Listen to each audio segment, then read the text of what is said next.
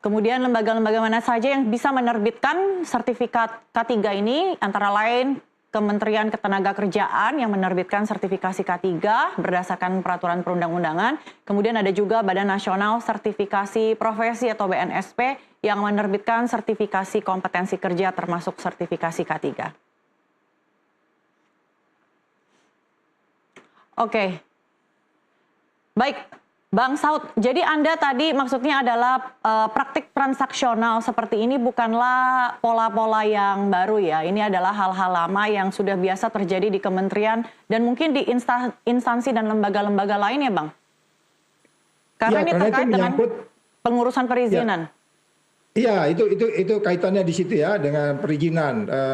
Ya, yang selalu saya bilang perizinan terpadu satu pintu, kemudian jendelanya banyak itu loh, ya kan? Jadi sehingga kemudian ada transaksionalnya. Jadi kalau sertifikasi, apakah itu dalam pengertian keahlian sertifikat seseorang bahwa dia kompeten untuk bicara sebagai katakanlah pimpinan atau leader ataupun focal point dari yang disebutnya keselamatan kerja itu, ini memang sering jadi masalah di banyak tempat karena memang dia satu struktur organisasi harus ada yang bertanggung jawab terhadap keamanan dan keselamatan kerja, dan itu harus paham dia tergantung di mana dia bekerja. Kalau umpamanya di bidang kimia gimana, kalau di bidang telekomunikasi gimana, kalau di bidang-bidang lain juga begitu. Nah, sertifikasi ini kan sebenarnya edukasi. Nah, kalau Anda bicara edukasi, ini sama dengan ijazah palsu juga nih kan jadinya.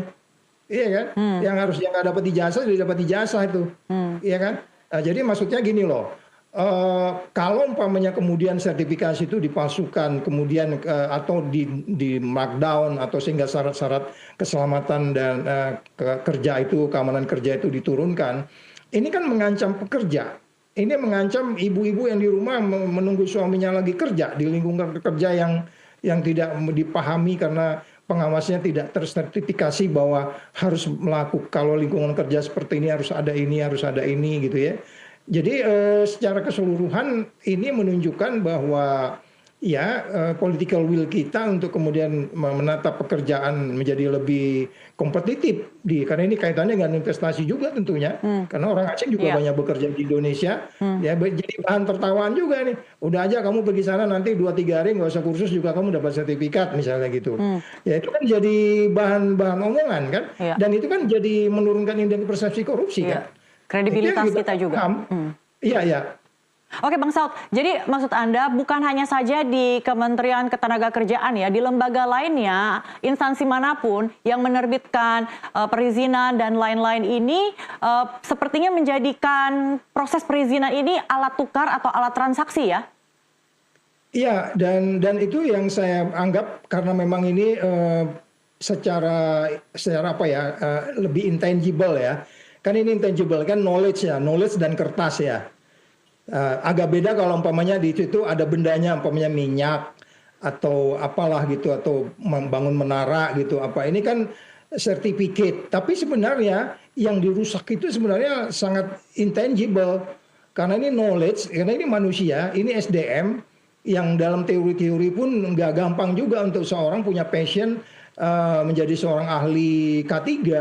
Itu passionnya nggak sembarang loh, nggak banyak kalau saya lihat juga orang punya minat untuk di K3 karena dianggapnya itu sesuatu yang ya udahlah gitu, kalau di ini ada pemadam kebakaran, harus ada tangga, terus kemudian ada dan lain-lain, yang penting kita bisa berproduk, padahal itu yang paling utama di dalam, makanya disebutnya keselamatan dan kesehatan kerja.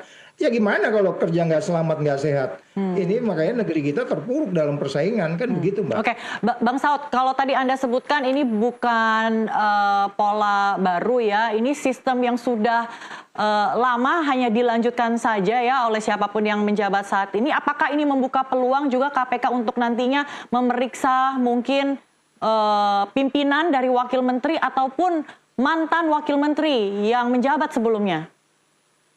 Ya, di periode lalu saya juga pernah berkunjung ke sana, kita bicara tata kelola ya, bagaimana mereka agar berintegriti di dalam tata kelola. Jadi nanti setelah ini, nanti KPK juga harus masuk lagi ke tata kelola.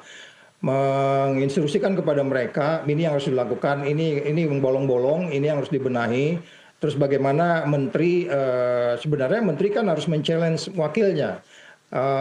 Hopefully menteri juga memahami apa yang dilakukan oleh wakilnya. Kalau nggak memahami, tentu ada satu komunikasi yang tidak baik nih. Ini pembelajaran buat pemerintahan Prabowo bagaimana menteri dan wakilnya ini kan sebenarnya saling belahan hati satu sama lain.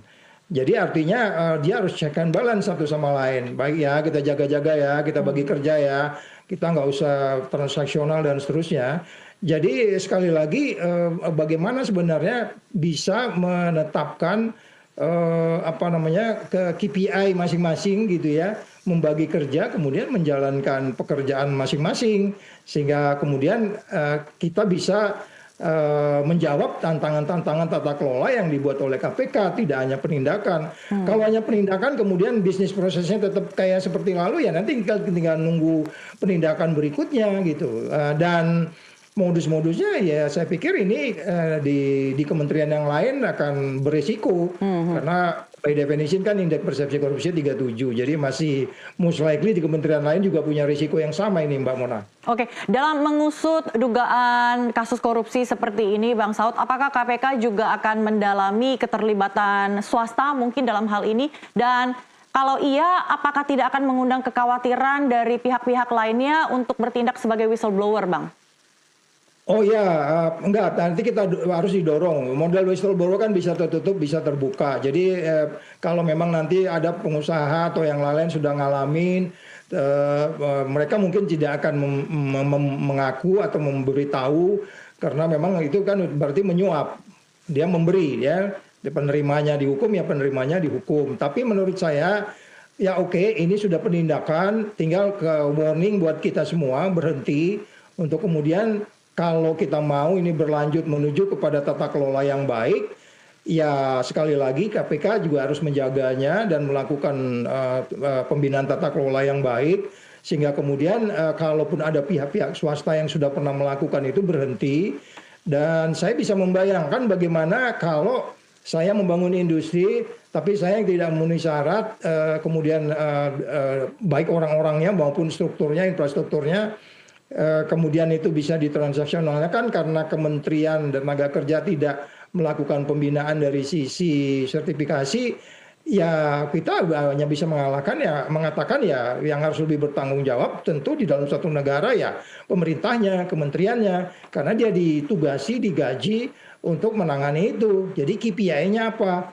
Ya mereka harus buat key performance indicators ke depan itu tersertifikasi sekian orang dengan umpamanya tingkat nilai bla bla bla bla bla bla, sehingga kemudian hari ini OTT hari ini berdampak untuk menciptakan tata kelola sertifikasi K3 yang baik, yang kemudian mendorong semua industri melaksanakan yang disertifikatkan kepada mereka, karena kan dia disertifikatkan kan supaya membina keselamatan kerja di lingkungannya kan. Oke. Itu dia. Bang gitu, Saud, Mbak. terakhir Bang Saud sebagai mantan komisioner KPK, bagaimana Anda melihat sosok satu aktivis yang sebelumnya sangat keras gitu menyuarakan anti korupsi, kemudian ia masuk dalam satu labirin kekuasaan sampai akhirnya berputar haluan dalam waktu yang sangat singkat? Ya itu tadi ya, karena memang kekuatan kekuatan itu cenderung bisa disimpangkan gitu, power itu cenderung disimpangkan. Jadi seseorang bisa saja salah, seseorang bisa saja lupa. Jadi kalau kita kenal di waktu lalu dia baik gitu ya, kemudian dia kecebur atau dia lupa, at the end kan saya selalu mengatakan setiap orang itu harus terbang, ibarat elang yang terbang sendiri, dia berkelahi dengan lingkungannya. Apakah dia kalah dalam perkelahian itu? Kita tahu yang bersangkutan selama ini selalu bicara integrity, confident, mengucapkan planning dalam kaitan integritas, rencana-rencana dan seterusnya. Tetapi ketika kemudian diberi kekuasaan, kemudian dicenderung disimpangkan, itu kan teorinya umum. Apakah dia nanti masuk kategorinya hanya karena kebutuhan, atau karena sistemnya, atau karena greedy, karena opportunity, nanti kita bisa lihat. Sampai motor gitu banyak, ya Mbak Mona jabarin aja tuh, masuknya di mana tuh, ya kan? Jadi sekali lagi itu nanti kita lihat KPK yang memutuskan lah. Kita tetap harus berpikiran bahwa semua orang itu adalah baik sampai dia bisa menentukan dirinya sendiri karena perbuatannya sendiri. Gitu Mbak Mona. Baik, terima kasih Bang Saud mengingatkan saya statement Lord Acton ya, power tends to corrupt and absolute power Corrupt absolutely. Terima kasih Bang Saud telah berbincang bersama kami di NTV Prime. Pemirsa, kami akan jeda dulu untuk azan maghrib. NTV Prime akan segera kembali.